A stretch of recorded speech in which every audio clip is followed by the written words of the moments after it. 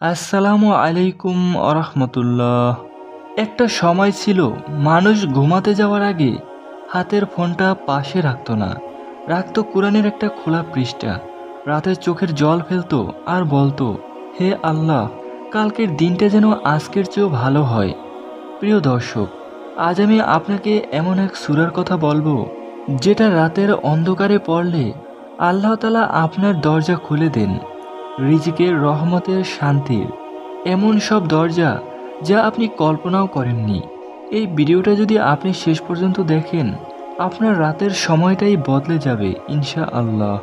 এই সূরার নাম হলো সূরা আল ওয়াকিয়া, কুরআনের ৫৬তম সূরা।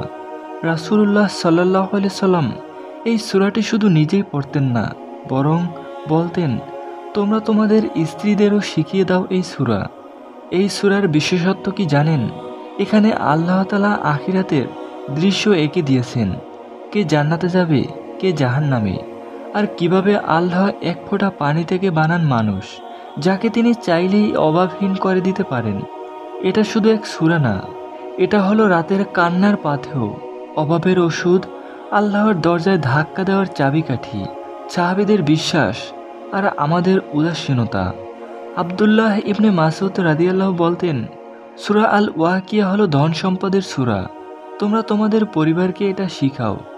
অনেক হাদিস বিশারদ বলেন, এই কথাটি শক্তিশালী নয়, তবে এর অর্থ অত্যন্ত গভীর। কারণ সাহাবীরা জানতেন যে কোরআনের সাথে বন্ধুত্ব করে আল্লাহ তার দুঃখকেই শক্তিতে বদলে দেন।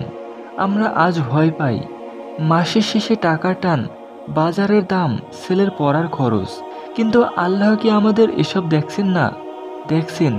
শুধু চাই একটু কান্না, একটু ভরসা, আর একটা কোরআনের সূরা, সূরা আল ওয়াকিয়া। অভাব কি শুধু টাকার? না ভাই, অভাব মানে শুধু পকেট খালি না।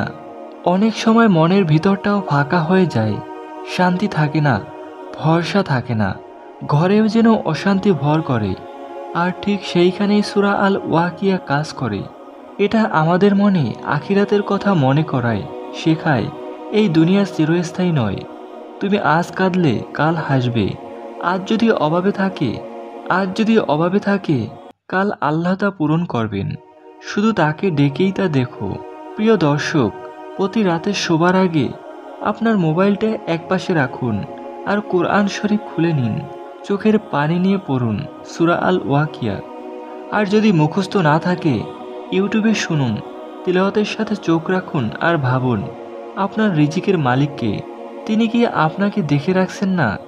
ভাই ও বোনেরা, অনেক দরজায় গিয়েছেন জীবনে, বন্ধু, আত্মীয়, অফিস, কিন্তু আজ একটু আল্লাহর দরজায় যান। রাতে যখন সবার আলো নিভে যাবে, আপনি তখন একটা সূরা পড়বেন আর বলবেন, হে আল্লাহ, আমি তোমাকে চাই, তুমি ছাড়া আমার কিছুই নেই। ইনশা আল্লাহ সেই রাত থেকে আপনার জীবনে অভাব থাকবে না।